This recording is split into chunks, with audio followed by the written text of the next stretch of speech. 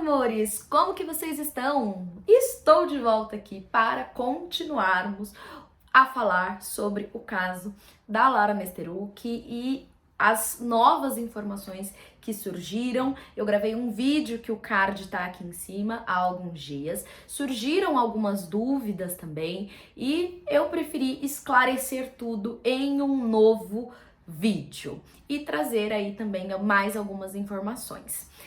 Em primeiro momento, eu quero aproveitar para agradecer essa seguidora aqui maravilhosa que colocou essa informação que não era de conhecimento da maioria, inclusive meu. Então fica aqui a retificação dessa informação que eu mencionei no vídeo passado. Se você não assistiu, é melhor você ir lá, pausa esse aqui, assiste lá e depois você volta. Então, temos a informação de que eles casaram-se sim no cartório, inclusive por questões negociais, né, de empresa, imóveis, enfim.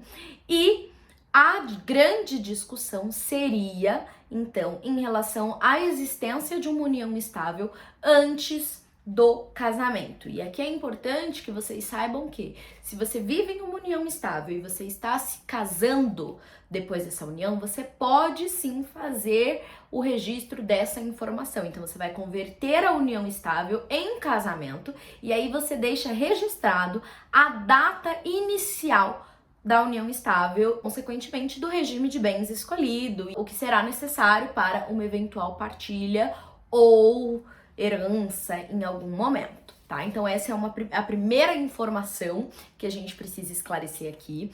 Uma segunda informação que foi questionada também nos comentários é sobre como que ficaria a parte de desvio de dinheiro das empresas e tudo mais.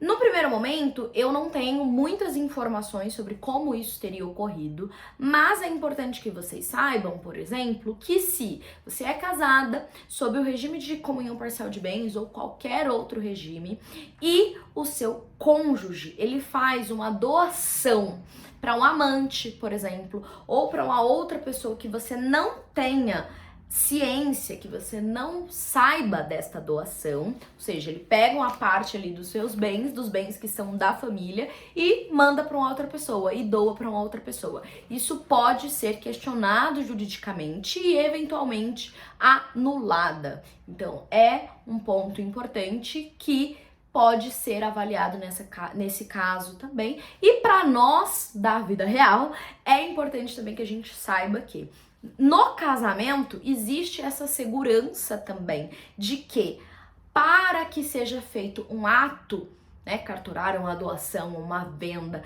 de qualquer tipo de bem, em regra é necessário, exige-se a assinatura do cônjuge. Então é mais difícil de um dos cônjuges fazer algum tipo de transação sem a ciência e sem a autorização do outro. Evidentemente que muitos casais, por exemplo, têm procuração em nome um do outro e aí a outra pessoa consegue fazer com essa procuração. Mas existe a possibilidade de anular isso judicialmente. E em relação à proibição do acesso dela ao consultório, que também foi uma coisa que me questionaram no vídeo anterior, esse é um ponto muito importante da Lei Maria da Penha, inclusive, quando ela fala sobre violência patrimonial, que é o quê? Privar a outra parte de ter acesso aos seus objetos de trabalho, de ter acesso a bens que foram constituídos durante essa relação. Então pode sim ser feito um boletim de ocorrência numa delegacia da mulher indicando essa violência patrimonial e existem também medidas que podem ser tomadas, né? Então pode ser bloqueados todos os bens para que não sejam vendidos, não sejam negociados nesse período e uma das partes não seja lesada. Então pode ser concedido o acesso àquele que estava proibido. Então, tudo isso, existem estratégias, existem possibilidades de serem solucionadas através da Lei Maria da Penha, que inclusive aqui no canal tem uma série falando sobre ela. Eu vou deixar o card aqui em algum lugar, que eu nunca sei qual é. Mas o que realmente está chocando de uma forma muito forte todo mundo que está acompanhando isso de alguma forma, é sobre os indícios fortíssimos de uma relação abusiva. Então, nos últimos áudios, nos últimos vídeos que ela disponibilizou, que ela postou, tem ali a informação de que ela era afastada dos amigos, de que ela tinha uma dependência emocional muito grande. E num primeiro momento, eu quero deixar aqui registrado de que todas nós estamos sujeitas a isso. Então, a primeira coisa que é importante a gente ter em mente é que todas nós estamos sujeitas a viver um relacionamento nesse sentido. Então, é muito complicado quando a gente chega na internet e critica quem vive algo nesse sentido, e criticam a mulher do nosso relacionamento, do nosso convívio, que esteve em um relacionamento assim, como se nós estivéssemos blindadas desse tipo de coisa. Então, não caiam nessa, porque a Lara está aí realmente para nos mostrar que é possível, por mais que ela demonstrasse ser extremamente evoluída, extremamente independente, extremamente forte, ela estava vivendo um relacionamento abusivo. Então, a primeira coisa que a gente tem que ter em mente é de que é real e que acontece com muito mais mulheres do que a gente imagina. Então não é interessante você idolatrar o seu parceiro ou a sua parceira, você ter a outra pessoa como uma espécie de Deus na terra na sua vida, porque aí você coloca muita coisa em cima do outro e quando esse outro não devolve, você fica ali nessa dependência emocional. Então, algumas dicas para vocês, para realmente é difícil para nós como mulheres estarmos em um relacionamento amoroso e termos esse controle de eu tô sendo dependente demais, apegada demais, preciso ter cautela. Então tenha essa cautela. A cautela é muito bom. Então não idolatre o outro, não se afaste dos seus amigos, entenda que é importante que você tenha pessoas do seu convívio ao seu lado, seus familiares, se eles forem saudáveis para você, os seus amigos. E se o seu parceiro ou a sua parceira está o tempo todo criticando essas pessoas, tentando te fazer crer que você não precisa estar com elas, que só vocês é bom o suficiente, é um motivo de alerta, porque essa é uma estratégia muito utilizada. O agressor, ele isola a vítima de amigos, de familiares e deixa ali, num ambiente seguro para ele, onde ele pode pintar e bordar, porque ele sabe que você vai ficar.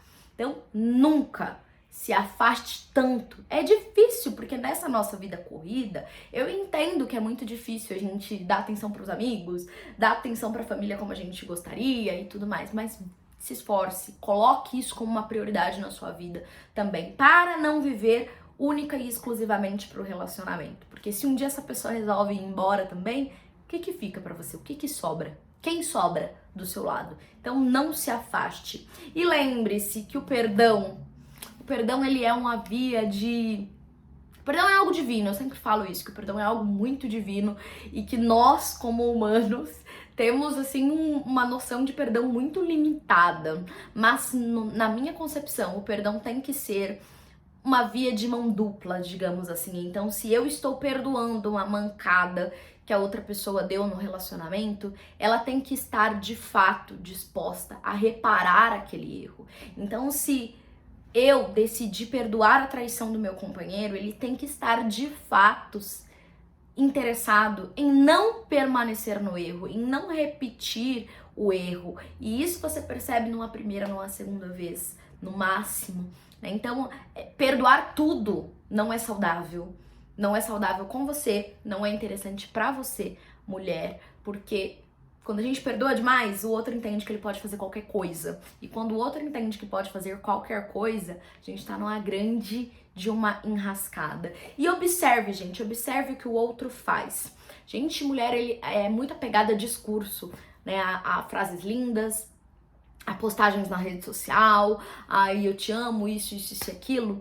E, na verdade, a gente tem que estar muito mais atenta a como o outro se comporta. Se ele diz que me ama, o que ele faz de fato para mostrar que me ama? Como ele demonstra esse amor no dia a dia? Como que o outro diz que me ama e me diminui e me ofende e faz com que eu me sinta insegura o tempo todo, faz com que eu tenha medo a cada vez que a pessoa atrasa meia hora? Isso não é amor.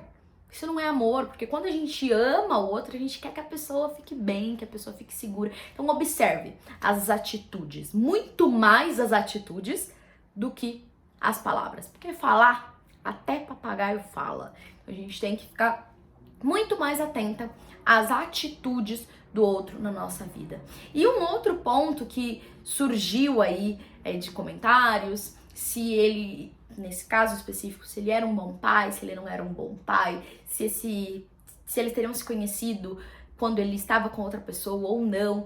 Eu particularmente não sei, não farei juízo de valor em relação a isso, mas é muito importante que para nossa vida, que a gente tenha isso em mente. Se você está conhecendo uma pessoa que ainda está com algum tipo de envolvimento com a ex, não terminou, ainda não é ex, a chance desse relacionamento dar errado, gente, é absurda. É absurda. Então não cai nessa história de que, não, comigo vai ser diferente, porque nunca é. Nunca é. Mulher não é clínica de reabilitação de homem. Então você não vai consertar um cara se ele não quiser ser consertado.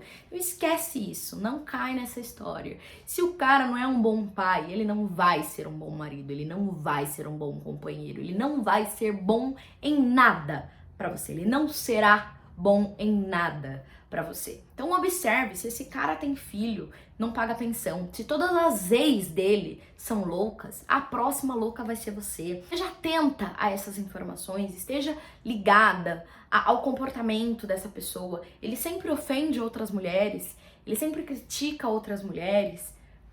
Provavelmente essa mulher um dia vai ser você. Então fique assim, muito ligada em relação a tudo isso. E por fim, chegando e já caminhando para o final do vídeo, um outro ponto que foi trazido é em relação a acesso de vídeos e imagens de uma funcionária da clínica.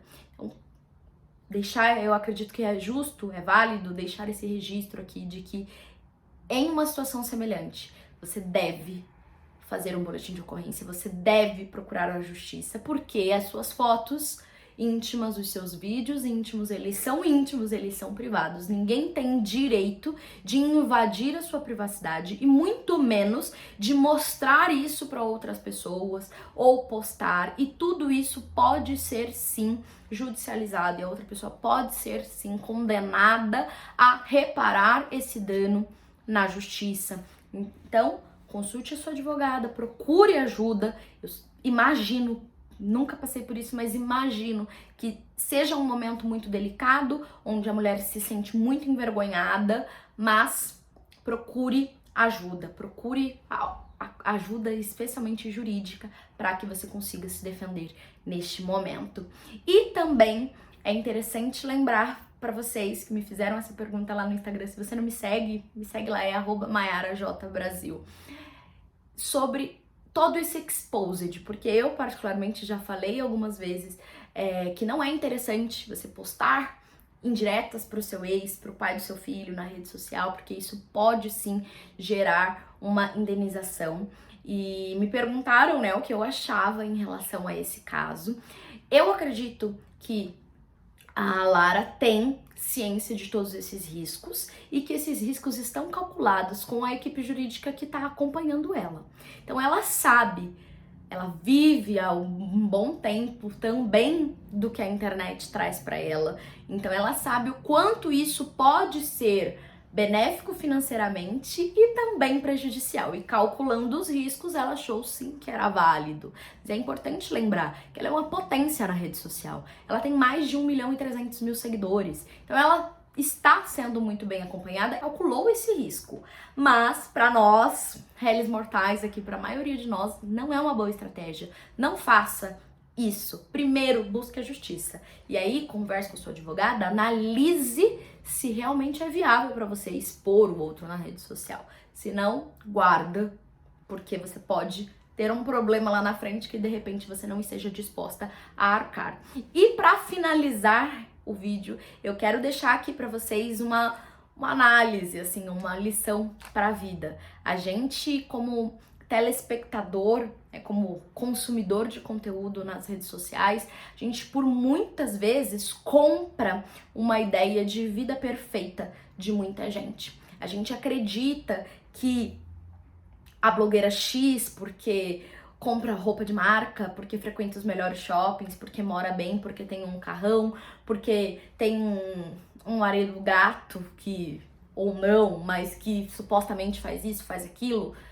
A gente acredita que essa pessoa é o auge da felicidade e que a vida dela é tudo aquilo ali que tá na internet.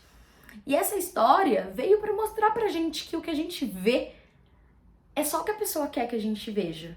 E que tá tudo bem em relação a isso, tá tudo ótimo. Mas isso é o que? Uma pequena parcela da vida dessa pessoa.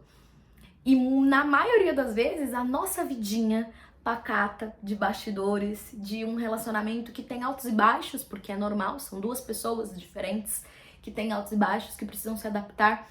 Um trabalho que às vezes a gente passa nervoso, uma vida que nem sempre tá perfeita, às vezes falta uma grana, às vezes falta alguma coisa, às vezes você tem as suas inseguranças, às vezes essa vida é mais feliz, é mais saudável do que a vida de quem tá lá postando como se tudo fosse lindo e maravilhoso. Então não se compare tanto com quem você vê na internet. Não se compare tanto com quem você não conhece realmente a vida, com quem você não sabe o que a pessoa realmente está vivendo. Porque a Lara poderia passar e dizer, divorciamos, incompatibilidade de gênios e acabou. E ninguém ficar sabendo dessa história toda.